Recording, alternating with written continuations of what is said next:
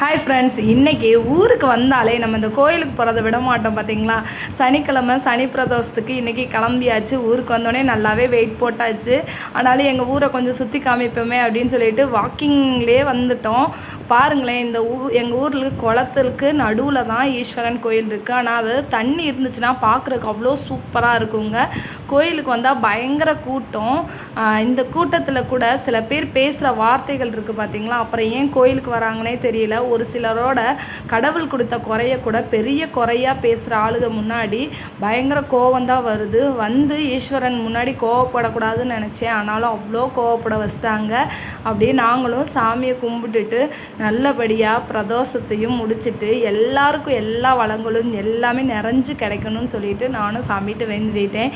நான் கோயிலுக்கு போனால் எதுவுமே வேண்ட மாட்டேன். நீங்கள் என்ன வேண்டுவீங்க அப்படின்னு சொல்லிட்டு மறக்காமல் கமெண்ட் பண்ணுங்கள். நான் எப்படி தான், நீங்கள் எப்படி?